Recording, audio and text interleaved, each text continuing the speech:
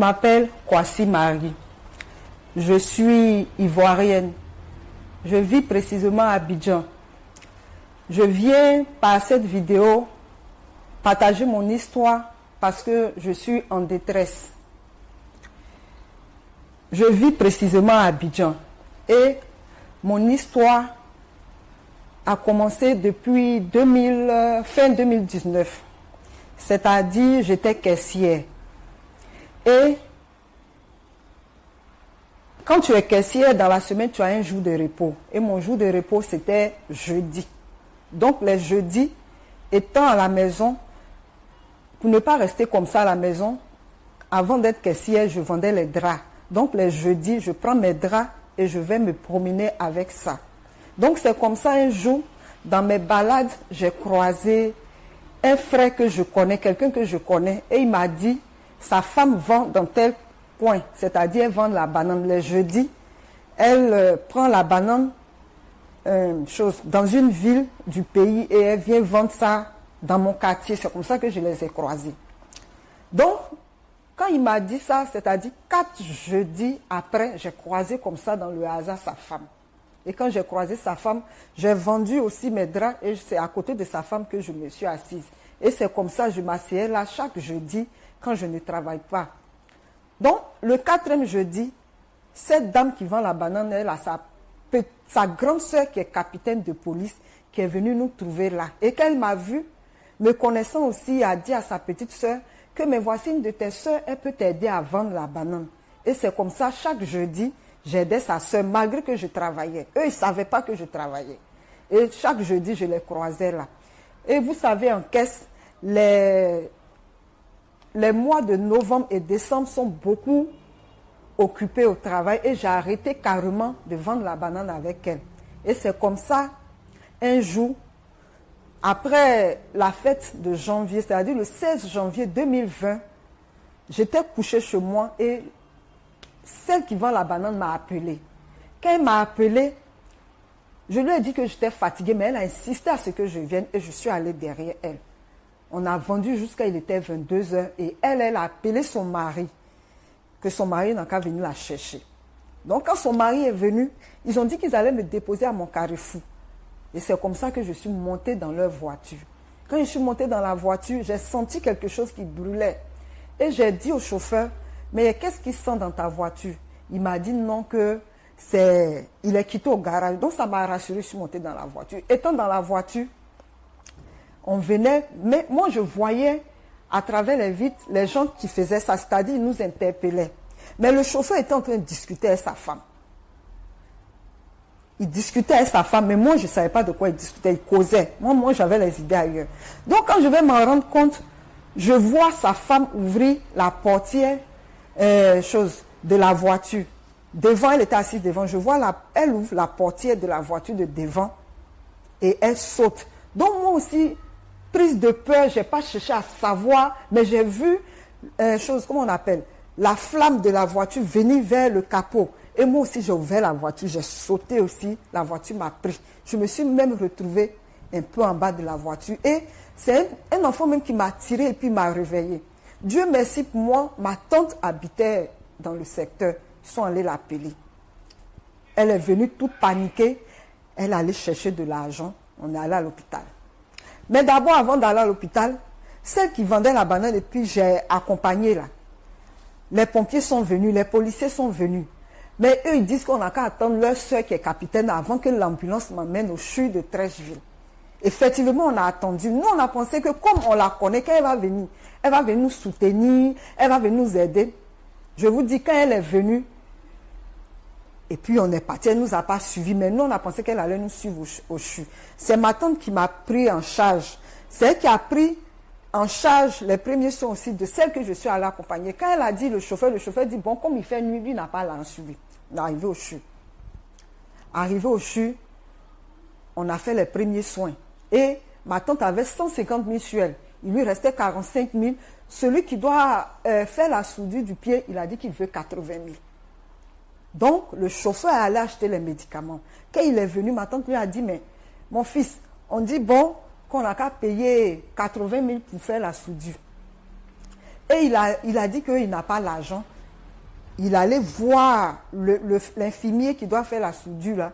L'infirmier, effectivement, a laissé qu'on fasse la soudure à 45 000, mais le chauffeur est venu nous faire croire que demain, lui, il va faire un dépôt de 35 000. Il nous a menti. C'est passé. On a fait les premiers soins. On est rentré à la maison à 5 h du matin. Ce chauffeur-là, il m'a pris sur son dos. Il m'a fait coucher sur son lit. Je vous dis que je ne l'ai plus jamais revu jusqu'à aujourd'hui. Depuis le 16 janvier 2020 jusqu'à aujourd'hui, je ne les ai pas encore vus. Et c'est comme ça que je me soignais moi-même. Je partais à l'hôpital. Chaque jour, je partais à l'hôpital. Je vous dis, à une semaine, mon pied pourrissait. Quand je suis allée à l'hôpital, les infirmiers ont dit qu'ils vont couper mon pied. Et c'est comme ça que j'ai fui le CHU. Quand j'ai fui le CHU, je me suis rendu compte que dans mon quartier, il y avait une clinique qui n'était pas trop loin et nous sommes partis. Arrivé là-bas aussi, la femme m'a dit, madame, demain, emmenez-moi. Quand elle a vu mon pied, elle dit, madame, demain, emmenez-moi 300 000. Si vous n'envoyez pas 300 000, que vous voulez vous promener dans les hôpitaux pour chercher ce qui est moins cher, ils vont couper ton pied. Parce que mon pied ne bougeait plus. Et à une semaine, mon pied pourrissait. Ma maison même sentait. Et c'est comme ça. Par plus grâce, j'ai appelé une amie qui est venue me donner 500 000. Tous les papiers sont là. Et quand elle m'a donné les 500 000 chez moi, dans une semaine, j'allais rembourser. Alors que chaque jour, chaque 2 semaines, je payais 200 000, je payais 250 000. Tous les reçus sont là. Et au bout de 7 mois, la femme m'a libérée. Quand elle m'a libérée, j'étais obligée maintenant de vendre tout ce que j'avais dans ma maison. Et je ne travaillais plus. Je vendais mes habits, je vendais mes bouteilles de gaz, tout pour pouvoir aller à l'hôpital. Et ce chauffeur-là et ses complices, quand je les appelle, ils ne me répondent pas, ils ne me décrochent pas. Et à 7 mois de l'accident, puisque je ne payais plus ma maison, la maison était à 350 000. Le propriétaire de maison est venu me voir qu'il veut son argent. Sinon, ils allaient me vider. C'est là maintenant, j'appelle mon oncle. Je dis, tonton, voilà ce que je vis. Et il m'a dit, mais appelle comment on appelle ceux avec qui tu étais, parce que tu travailles. C'est à cause d'eux que tu as eu l'accident, mais appelle-eux. Appelle-les, effectivement, je les appelle. Le chauffeur, lui, ne décroche pas. Et mon oncle a tout fait. Mais il ne décroche pas, ils ne viennent pas me voir. J'étais seule. Et j'ai fait les dépenses. J'ai même vidé mon compte. C'est comme ça. J'ai appelé le petit frère du chauffeur. Je lui ai dit, mon frère, voilà la situation que je vis depuis l'accident. Et il m'a dit, il va appeler son frère, il va m'appeler. Effectivement, il appelle son frère. Son frère lui dit que depuis qu'on a fait l'accident, lui, il ne mange pas. J'ai rien dit. J'ai dit, bon, envoyez-moi les papiers de l'assurance. Et il me dit, l'accident qu'on a fait là, ce n'est pas accident d'assurance. Sinon, lui, tous ses papiers, les papiers de sa voiture sont occupés. Et je n'ai rien dit. En même temps, puisque c'est qui est capitaine de police, moi j'avais son numéro, je l'appelle.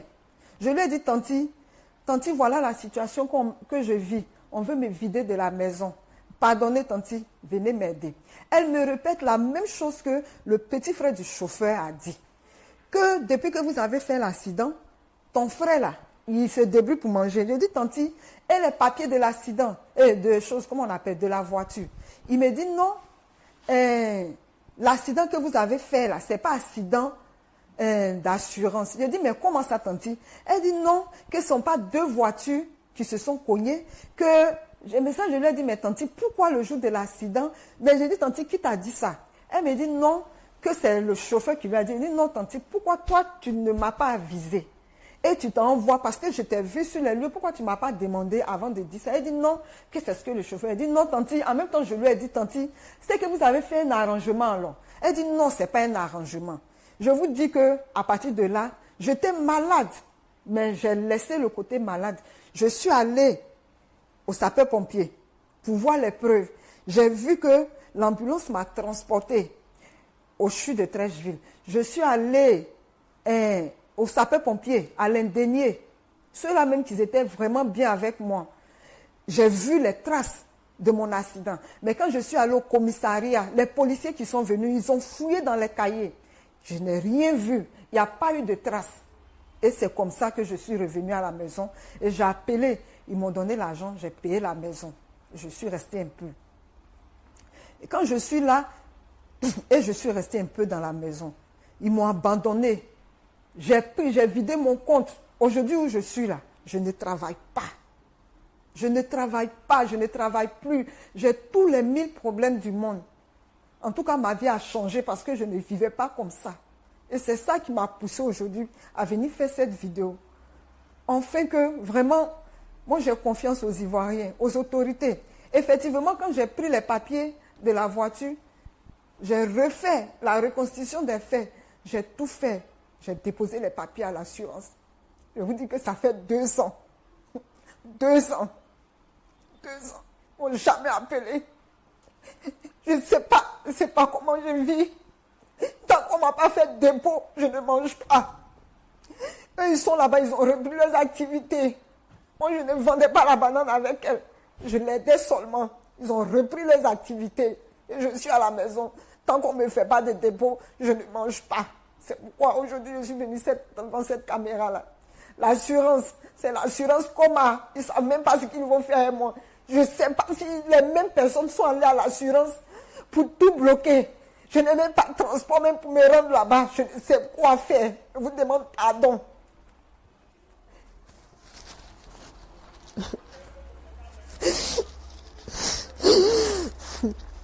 Je vous demande pardon.